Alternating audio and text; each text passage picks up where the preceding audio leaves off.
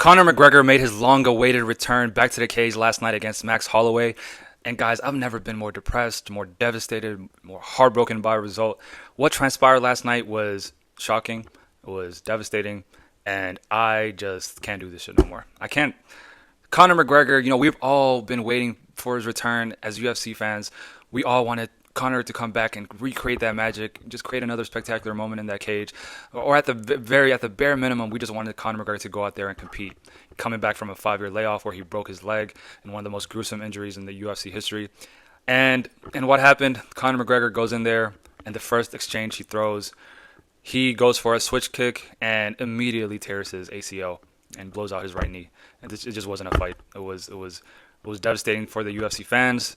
Obviously, it was very heartbreaking for Conor McGregor, and he's really in a dark moment right now. But I would say this went according to plan for the UFC. And why? Why do you guys think that? I mean, we all know the whole contract situation with UFC and Conor McGregor. Conor refusing to sign a long-term deal with the UFC, and he was holding out for leverage. And what did the UFC do? They gave him Max Holloway.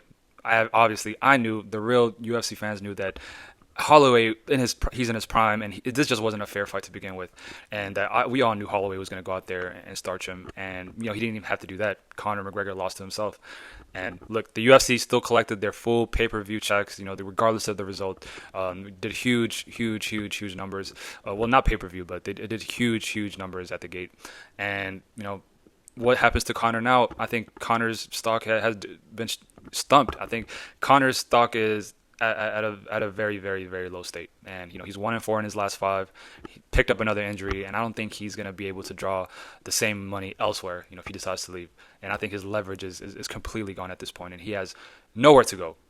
I don't think he's able to draw the same amount of money if he tries to go to Netflix, MMA, or tries to do boxing anywhere else. I just think that this was the worst case scenario for him, but for the UFC, it just worked out perfectly. They're able to squeeze a last drop of his stardom, his star power, and he does have one more fight in his contract, and after that, he hasn't signed a long-term deal, so he can go elsewhere, but his star power will not be threatening anywhere outside of the UFC at this point.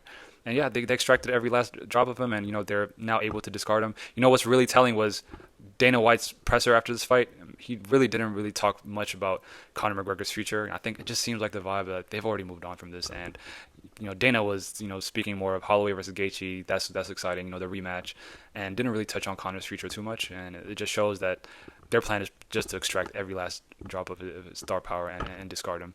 Since he won't sign a long-term deal, I think the best thing to do for them is to make Conor fight top tier talent to take away his star power. And the most telling detail happened in the fight. When Holloway tried to stop the fight himself, he knew Conor was hurt. He saw that. And the referee saw it, let it go for a little bit until it got to a point where even Conor was like, man, I don't think I can do this. And the telling part is Holloway, even to begin with, was just on another level. If Holloway was facing another high-level opponent, he would not give him mercy or show him mercy. He would try to finish it then and there. If that was Ilia Topuria instead of McGregor, Holloway would try to end him right then and there. He wouldn't give him no mercy to get up or do anything. So it just kind of showed what type of fight this was. And guys, I think the moral of the story is I think Conor is done. Conor is done, guys. 38 years old, torn ACL, 1-4 in the last 5. His body's breaking down.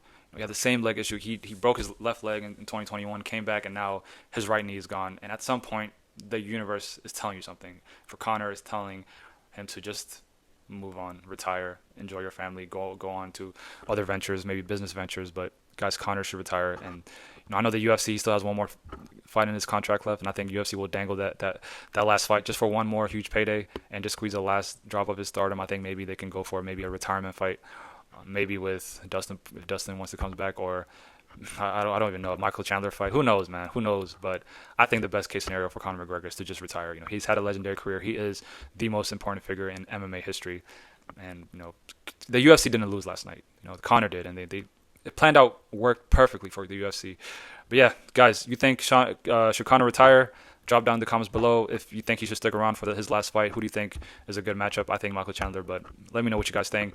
And subscribe down below for more UFC breakdowns. We have a lot of huge fights coming up this summer, and I'll be breaking them down and posting videos. But yeah, let me know down in the comments below what you guys want to see. I'm out.